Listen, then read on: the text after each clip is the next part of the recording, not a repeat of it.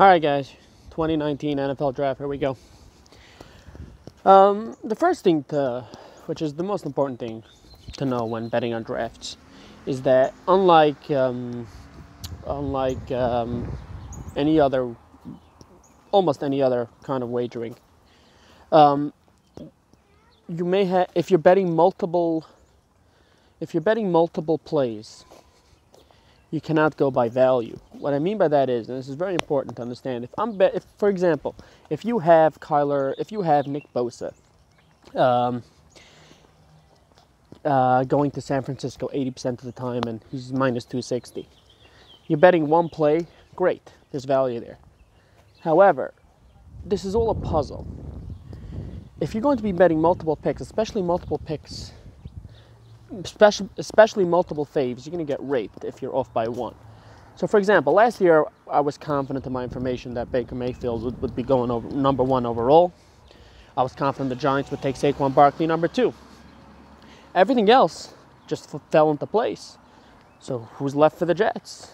Sam Darnold will go number 3, number 4, and so on. You can move. The only one which was the only surprise from that point on, was Cleveland passing on Chubb.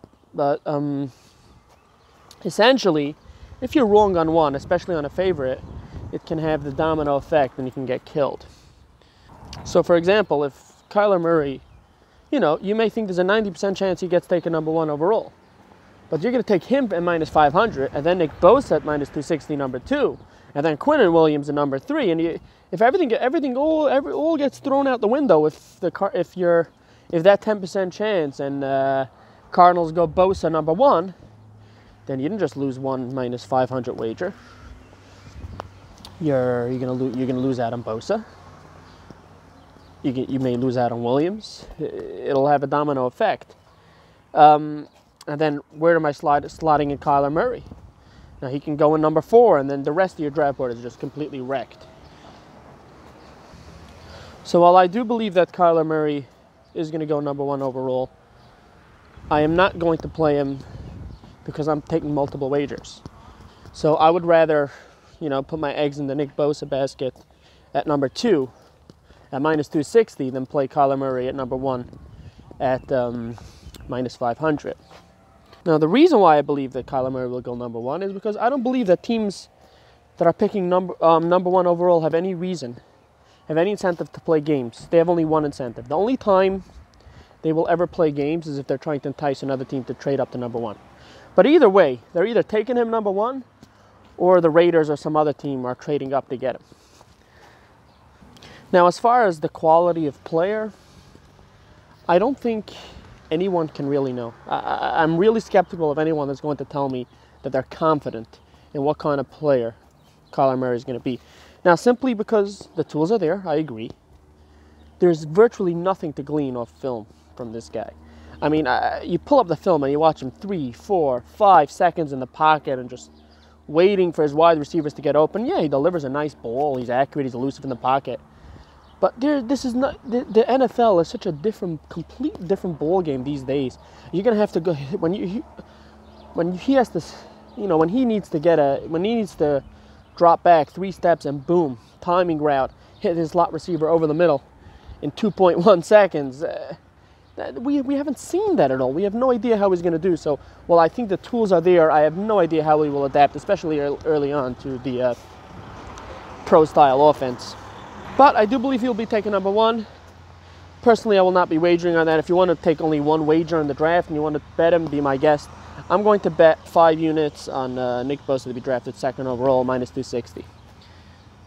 As far as Bosa goes, I think he's the most ready NFL player in the draft, simply because he's the most advanced. I don't think he has the most raw talent, and I do think there'll be injury problems with him. You can't. At the end of the day, his father was injury prone. His brother's been injured. It may just be genetics. All right. My second play is Quinnen Williams at number 3 to the Jets. So I'm gonna pin him for 5 units to be drafted to be drafted 3rd overall. The only other slot that I really can see him is if Arizona shocks everyone and takes him number 1. Odds are ranging between plus 157. I've seen it to plus 172. for him to be drafted 3rd overall. I think that's a safe pick. The Jets may try to trade down, but even if they do trade down, I think there's a chance that Williams gets selected number 3. Probably not, but I really don't see a partner, especially if Murray goes number 1. I don't see a player that another team is going to find worth trading up with the Jets for. So I think they're going to be locked into their pick. Now, there has been a lot of Ed Oliver talk. I just simply, this is my rule, when there's a GM in the hot seat, they don't take the high-risk, high-reward player. And Ed Oliver is high-risk, high-reward. He may be the most explosive player in the draft. He's completely undersized. He guy's like 6'1", 6'2". He's 275 probably. He's just not big enough. I think there's too many red flags for the Jets to take him too much risk. Quinnen Williams is just too safe a pick. He has too much talent. For my money, he's the most talented player in the draft. Skill-wise, ability-wise, raw talent-wise. So I think the Jets are going to take him number 3. I'm going to play that for 6 units. And then I'm also going to take Quinnen Williams under 3.5 draft position for 7 units. Now, that is a little bit of a hedge for me for my Nick Bosa wager, because if the Niners don't take him at number 2 overall, I think it'll be Quinnen Williams. I just don't believe that the most talented player in the draft, and today's day and age, everything is, this guy at the Combine, he's a freak, and I don't believe, there are no other concerns with him. I can't see teams passing up on him. I think by the time the Oakland Raiders are on the clock, he's off the board. All right, my next wager is Ed Oliver under 6.5 for 7 units. The reason why, now this is a little bit of a hedge for me, for my Williams wager, because, again, we're trying to fit the puzzle together. If Williams does, basically, if the talk is, if there's any truth to the rumors that the Jets want Oliver, you will cash it under 6.5. But even if not, I think there are plenty of teams. I think the Raiders may take him number 4. I can see the Giants take him number 6. I don't see any way where he goes past the Giants at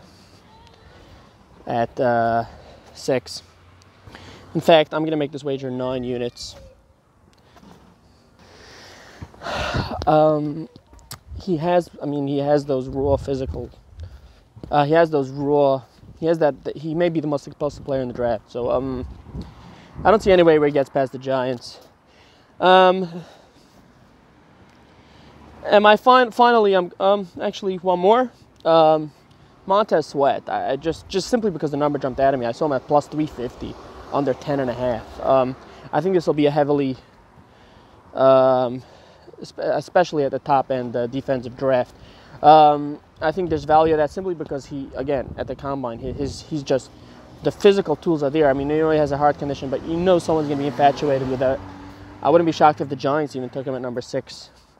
So I'm going to put 2.5 units at the under 10.5 for Sweat. And then finally, number of defensive players taking the top 10.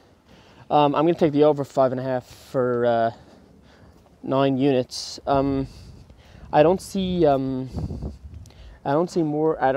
many offensive players taken. Obviously, you'll have the tight end, maybe, perhaps. You'll have Murray.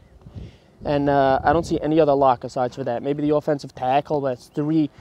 I really don't see a 4 being taken. Now, you can hedge that with Haskins under 10.5, if you'd like, because if Haskins is not taken in the top 10, I don't see any way there's 4 offensive players taken in the top 10.